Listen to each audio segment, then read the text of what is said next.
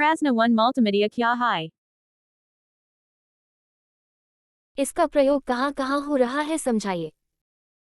Multimedia विभिन्न प्रकार के माध्यमों का समृद्धीकरण है जो शब्द, छवि और ध्वनि को सम्मिलित करता है। इसका प्रयोग विभिन्न क्षेत्रों में हो रहा है, जैसे कि शिक्षा, विज्ञान, कला, विपणन आदि, ताकि जानकारी को अधिक सकारात्मक और प्रभावी बनाया जा सके। मल्टीमीडिया एक तकनीकी प्रक्रिया है जिसमें विभिन्न प्रकार की जानकारी जैसे कि ध्वनि, छवि और वीडियो को संगठित किया जाता है ताकि इसे सरलता से समझा जा सके। ये कंप्यूटर ग्राफिक्स, ऑडियो, वीडियो और अन्य माध्यमों को सम्मिलित करता है।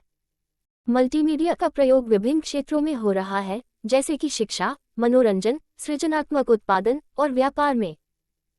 प्रश्न 2 मल्टीमीडिया के अवयवों को समझाइए। मल्टीमीडिया के अवयवों में कई प्रकार की जानकारियां शामिल होती हैं। ध्वनि, ऑडियो, इसमें ध्वनि, संगीत और अन्य श्रव्य सामग्री शामिल होती है। चित्र, विजुअल, चित्र, फोटोग्राफी और अन्य दृश्य सामग्री इसे रूपांतरित करती है। वीडियो, ये गतिशील छवियों को संगठित करता है ताकि एक समृद्ध अनुभव बन सके। ग्राफिक्स, इसमें चित्र, रेखाचित्र और अन्य ग्राफिक्स संप्रेषित होते हैं जो एक्सप्रेशन को बढ़ाते हैं। टेक्स्ट, इसमें लिखी गई जानकारी शामिल होती है, जो ध्वनि, छवि और वीडियो के साथ मिलकर समझाया जा सकता है। इंटरैक्टिविटी, यह उपयोगकर्ता को सामग्री को नेविगेट करने और उससे अंतर्क्रिया करने की अनुमति देता है। एनिमेशन, गतिशील छवियां जो चलने लगती है और एक साकार दृश्य को बनाती हैं। इन अवयवों का संयोजन एक समृद्ध और सांविधानिक अनुभव बनाने में मदद करता है। प्रश्न 3 मल्टीमीडिया के लिए हार्डवेयर और सॉफ्टवेयर की जरूरतों की व्याख्या कीजिए। मल्टीमीडिया के लिए हार्डवेयर और सॉफ्टवेयर की जरूरतों की व्याख्या कीजिए। हार्डवेयर, कंप्यूटर और लैपटॉप, शक्तिशाली कंप्यूटर और लैपटॉप हार्डवेयर की आवश्यकता है जो उच्च गुणवत्ता की मल्टीमीडिया प्रोसेसिंग को संभाल सकते हैं। ग्राफिक्स कार्ड, उच्च गुणवत्ता के ग्राफिक्स को दिखाने के लिए शक्तिशाली ग्राफिक्स कार्ड की आवश्यकता है। साउंड कार्ड, उच्च गुणवत्ता की ध्वनि प्रदर्शन के लिए अच्छी गुणवत्ता वाली साउंड कार्ड की आवश्यकता होती है। स्टोरेज उपकरण, बड़ी आकार की मल्टीमीडिया फाइल्स को स्टोर करने के लिए कुशल स्टोरेज उपकरण की आवश्यकता है।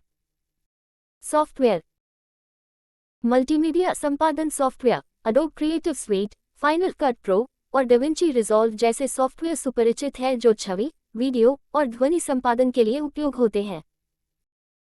ग्राफिक्स डिजाइन सॉफ्टवेयर, जैसे कि फोटोशॉप, इलस्ट्रेटर और कोरल ड्रॉ आपको ग्राफिक्स डिजाइनिंग के लिए सामग्री बनाने में मदद करते हैं। ध्वनि संपादन सॉफ्टवेयर, ऑडासिटी, गैरेजबैंड और एडोब ऑडिशन ध्वनि संपादन के लिए उपयोग होते हैं।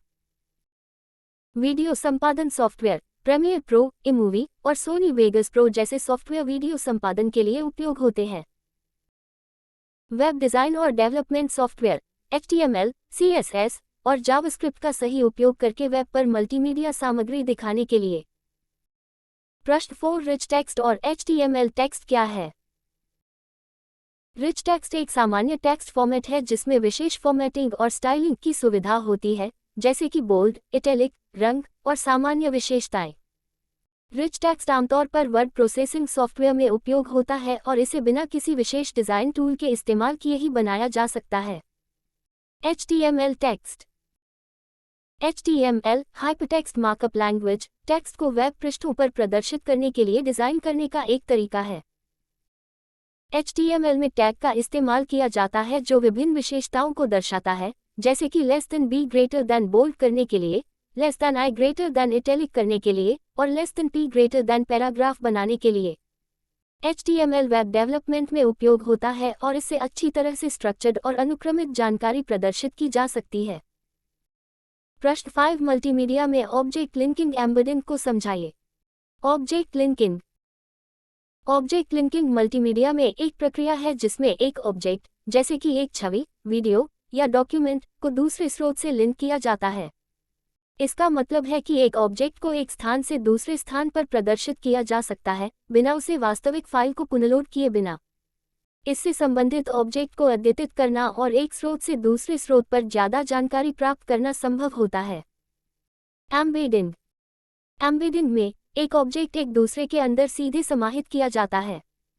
इसका अर्थ है कि एक ऑब्जेक्ट को अद्यतित करने या संपादित करने के लिए उसे उसी स्थान से निकालना होता है जहां वह एम्बेड किया गया है। उदाहरण के लिए, एक ऑब्जेक्ट लिंकिंग का उदाहरण हो सकता है जब एक प्रेजेंटेशन में एक वीडियो फाइल को एम्बेड किया गया है, और यदि उस वीडियो को संपादित करने की आवश्यकता होती है, तो वह ऑब्जेक्ट लिंकिंग का उपयोग करके वीडियो संपादित किया जा सकता है, बिना पूरे प्रेजेंटेशन को पुनः एम्बेड किए बिना। प्रश्न 6, साउंड क्या है? साउंड के एट्रीब्यूट्स को समझाइए। साउंड साउंड साउंड एक ध्वनि रूप है जो हमारे कानों के द्वारा सुना जा सकता है। ये तब होता है जब कोई वस्तु या वस्तुएं आकाश में आवाज की तरह घूमती हैं और वायुमंडल को विकसित करती हैं। साउंड का अध्ययन ऑक्सीक्यूस्टिक्स कहलाता है। साउंड के एट्रीब्यूट्स। आयतन, पिच, साउंड की ऊंचाई या नीचाई, जिसे हम आयतन कहते हैं, ये किसी तार, वाद्य यंत्र या मनुष्य की आवाज में महत्वपूर्ण है। ध्वनि की गति, एम्पलीट्यूड, साउंड की ताकत या ध्वनि की बड़ाई, जो उसकी अधिकता या कमी को दर्शाती है। स्थान, लोकेशन, साउंड का उत्पन्न होने वाला स्थान या स्रोत, ये बताता है कि साउंड कहाँ से आ रहा है। आवृत्ति, फ्रीक्वेंसी, साउंड की चालना, जिसे हम हर्ट्ज, HZ में मापते हैं। उच्च आवृत्ति के साउंड उच्च आयतन का होता है, जबकि न्यून आवृत्ति के साउंड मध्यम या नीचा आयतन का होता है। ध्वनि की गुणवत्ता, क्वालिटी, साउंड की गुणवत्ता उसके शुद्धता और स्पष्टता को दर्शाती है, जो वाद्य यंत्र या आवाज स्रोत से निर्भर कर सकती है। प्रश्न 7, मोनो और स्टेरियो साउंड में अंतर समझाइए। मोनो ध्वनि में आवृत्ति का केवल एक ही चैनल होता है। ये एक स्थानीय ध्वनि होती है जिसे एक ही स्पीकर या एक आवृत्ति के माध्यम से प्रस्तुत किया जाता है। मोनो साउंड कार्यों में सामान्यतः रेडियो और टेलीविजन, जहां स्थानीयता की आवश्यकता कम होती है और एकल स्पीकर का प्रयोजन होना उपयुक्त होता है। स्टीरियो ध्वनि में आवृत्ति को दो अलग अलग चैनलों में विभाजित किया जाता है, जिससे श्रोताओं को विशेष आवश्यकता होती है। ये दो स्पीकर्स के माध्यम से प्रस्तुत होता है और सुनने वाले को अधिक स्थानीयता और ध्वनि का आनंद लेने का अनुमान होता है। स्टीरियो साउंड ज्यादातर संगीत श्रवण में उपयोग होता है, जिसमें आवृत्ति की विविधता और स्थानीयता महत्वपूर्ण होती है। प्रश्न 8, एनालॉग और डिजिटल साउंड में अंतर समझाइए। एनालॉग और डिजिटल साउंड में अंतर समझाइए। एनालॉग साउंड, एनालॉग ध्वनि। एनालॉग ध्वनि एक सतत और अविरल प्रवाह का प्रतिनिधित्व करती है, जिसे निरंतर बदलती आवृत्तियों में किया जा सकता है। इसमें ध्वनि का वाणीय रूप होता है, जिसे हम सुन सकते हैं, और यह एनालॉग आवृत्तियों का उपयोग करता है। एनालॉग साउंड उपकरण जैसे कि माइक्रोफोन और स्पीकर सीधे ध्वनि को प्रस्तुत करते हैं, बिना किसी डिजिटल संरचना के। डिजिटल साउंड, डिजिटल ध्वनि। डिजिटल ध्वनि में ध्वनि को आवृत्तियों में तब्दील किया जाता है और इसे नंबर्स के रूप में प्रस्तुत किया जाता है, जिसे डिजिटल सिग्नल कहा जाता है। इसमें ध्वनि का तब्दीला आनुवांशिक समय के अंतराल में होता है। डिजिटल साउंड उपकरण जैसे कि कंप्यूटर, स्मार्टफोन और डिजिटल ऑडियो प्लेयर ध्वनि को संगीत, वीडियो या अन्य डिजिटल माध्यमों के साथ संबद्ध करने के लिए उपयोग करते हैं। मुख्य अंतर: एनालॉग साउंड निरंतर होती है जबकि डिजिटल साउंड अविरल, डिस्क्रीट होती है। एनालॉग साउंड कंप्यूटेशन में आत्मदृष्टि को प्रस्तुत करती है, जबकि डिजिटल साउंड तब्दीला होने वाले नंबर्स का उपयोग करती है। डिजिटल साउंड नॉइज, शोर को कम करने और सुधारने में सुविधा देती है, जबकि एनालॉग साउंड में इस तरह की सुविधा दुष्कर होती है। प्रश्न 9, मिडी को विस्तार पूर्वक समझाइए। मिडी, म्यूजिकल इंस्ट्रूमेंट्स डिजिटल इंटरफेस, एक तकनीकी प्रोटोकॉल है जो संगीतीय उपकरणों को कनेक्ट करने के लिए डिज़ाइन किया गया है। ये सॉफ्टवेयर और हार्डवेयर के बीच संगीतीय डेटा को आदान प्रदान करने का कार्य करता है, जिससे विभिन्न मिडी संगीतीय उपकरणों को एक साथ बजाया जा सकता है। मिडी जानकारी जैसे कि नोट, ध्वनि और नृत्य को संगीतीय उपकरणों के बीच साझा करने में मदद करता है। प्रश्न 10, साउंड के विभिन्न फाइल फॉर्मेट को समझाइए। साउंड को शैली, गुणवत्ता और अन्य संबंधित विशेषताओं के आधार पर विभिन्न फाइल फॉर्मेट्स में सहेजा जा सकता है। यहाँ कुछ प्रमुख साउंड फाइल फॉर्मेट्स हैं। WAV, waveform audio file format. विवरण: WAV फॉर्मेट एक लॉसलेस, बिना डेटा की हानि के ऑडियो फॉर्मेट है जो माइक्रोसॉफ्ट द्वारा विकसित किया गया है। विशेषताएं: इसमें उच्च गुणवत्ता, स्टीरियो और मोनो ऑडियो और बिना डेटा की कमी की आवश्यकता होती है। MP3 MPEG audio layer 3। विवरण। MP3 एक लॉसी, डेटा की हानि होने वाली ऑडियो कॉम्प्रेशन फॉर्मेट है जो MPEG moving picture experts group द्वारा तैयार किया गया है। विशेषताएं। इसका उपयोग इंटरनेट स्ट्रीमिंग और म्यूजिक प्लेयर्स के लिए होता है और इसमें आवाज़ की गुणवत्ता की कमी हो सकती है। FLAC free lossless audio codec. विवरण। FLAC एक लॉसलेस ऑडियो कॉम्प्रेशन फॉर्मेट है जो डेटा की हानि के बिना उच्च गुणवत्ता की सुविधा प्रदान करता है। विशेषताएं। इसमें ऑडियो की बेहतरीन गुणवत्ता होती है लेकिन फाइल आकार बड़ा होता है, इसलिए संगीत संग्रहण के लिए उपयुक्त होता है। AAC advance audio coding. विवरण। AAC एक लॉसी ऑडियो कॉम्प्रेशन फॉर्मेट है जिसे MPEG द्वारा विकसित किया गया है। विशेषताएं। इसमें उच्च गुणवत्ता होती है और इंटरनेट स्ट्रीमिंग, मोबाइल डिवाइस और ऑडियो वीडियो के लिए उपयुक्त है। इन फाइल फॉर्मेट्स का चयन ध्वनि की गुणवत्ता, फाइल का आकार और उपयोग के लक्ष्य के आधार पर किया जाता है। प्रश्न 11 मल्टीमीडिया में ग्राफिक्स का वर्णन कीजिए। मल्टीमीडिया में ग्राफिक्स एक महत्वपूर्ण घटक है जो विभिन्न रूपों में प्रदर्शन, संग्रहण और प्रस्तुतिकरण की संभावनाओं को सुधारने में मदद करता है। ये छवियों, चित्र और व्याख्याओं का समृद्धिशाली संग्रहण करने, बनाने और संपादित करने की क्षमता प्रदान करता है। ग्राफिक्स का उपयोग web design, video games, animation और अन्य कला और विज्ञान में भी होता है। प्रश्न 12 रास्टर और वेक्टर ग्राफिक्स क्या है? Raster graphics. रास्टर ग्राफिक्स छवियों को डॉट्स या पिक्सेल्स के ग्रिड के रूप में भंग करता है। प्रत्येक डॉट को विशिष्ट रंग और स्थान के साथ जोड़कर छवि बनती है। इसमें छवियों को बड़ा करने पर गुणवत्ता का हानि हो सकता है क्योंकि पिक्सेल्स का आकार बढ़ता है। Vector graphics. वेक्टर ग्राफिक्स में छवियों को गणितीय समीकरणों के रूप में बचाया जाता है। इसमें छवियों को बड़ा करने पर गुणवत्ता में कोई कमी नहीं होती क्योंकि वेक्टर्स निरंतर रहते हैं और बिना कोई हानि के स्केल किए जा सकते हैं। ये छवियों को स्थानांतरित करने और पुनः रूपांतरित करने के लिए अधिक सुलभ होता है। प्रश्न 13 मल्टीमीडिया में प्रयोग होने वाले विभिन्न प्रकार के ग्राफिक्स फॉर्मेट को समझाइए। मल्टीमीडिया में प्रयोग होने वाले विभिन्न प्रकार के ग्राफिक्स फॉर्मेट को इन डिटेल समझाइए। JPEG joint photographic experts group एक प्रमुख रूप से छवियों के लिए उपयोग होने वाला फॉर्मेट है जो छवियों को संप्रेषित करने के लिए अच्छा है लेकिन यह आपत्ति से गुजर सकता है। PNG पोर्टेबल नेटवर्क ग्राफिक्स एक अन्य छवि फॉर्मेट है जो बिना कोई जॉस इन क्वालिटी में छवियों को सहेजने में सक्षम है और ट्रांसपेरेंसी का समर्थन करता है। GIF ग्राफिक्स इंटरचेंज फॉर्मेट सीमित रंगों के छवियों और संगीत सहित स्वचालित प्लेबैक के लिए उपयोग होने वाला फॉर्मेट है। TIFF tagged image file format यह अधिक गहराई और गुणवत्ता वाली छवियों के लिए उपयोग होता है और डिज़ाइन और प्रिंटिंग के क्षेत्र में आम रूप से इस्तेमाल होता है। SVG स्केलेबल वेक्टर ग्राफिक्स ये भविष्य के लिए स्केल किए जा सकने वाले ग्राफिक्स के लिए है और वेब डिज़ाइन में उपयोग होता है। MP4 MPEG-4 पार्ट 14 वीडियो को संगीत और छवियों के साथ संगठित करने के लिए इस्तेमाल होने वाला पॉपुलर मल्टीमीडिया फॉर्मेट है।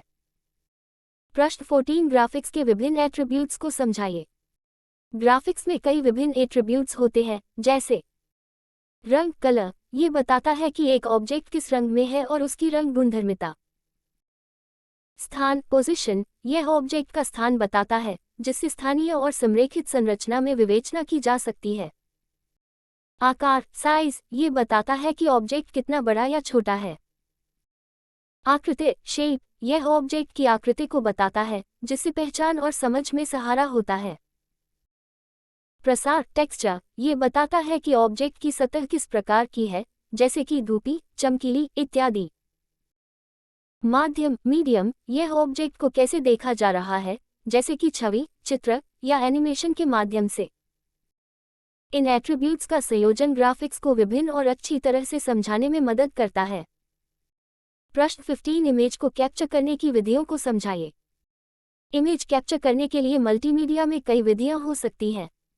एक तरीका है जब आप एक कैमरा का उपयोग करके छवियां खींचते हैं और फिर उन्हें सॉफ्टवेयर के माध्यम से संपादित करते हैं। दूसरा तरीका है कंप्यूटर ग्राफिक्स डिज़ाइन सॉफ्टवेयर का उपयोग करके आपकी इच्छित तस्वीर बनाना। आप इमेज कैप्चरिंग के लिए विभिन्न तरीकों का उपयोग कर सकते हैं। ऑप्टिकल कैरेक्टर रिकग्निशन OCR, इससे आप इमेज में टेक्स्ट को पहचान सकते हैं। विशिष्ट पैटर्न या रंग की पहचान, आप किसी विशिष्ट पैटर्न, रंग या विशेष विशेषताओं को पहचान सकते हैं। ऑब्जेक्ट डिटेक्शन, इससे आप इमेज में किसी विशिष्ट ऑब्जेक्ट की पहचान कर सकते हैं।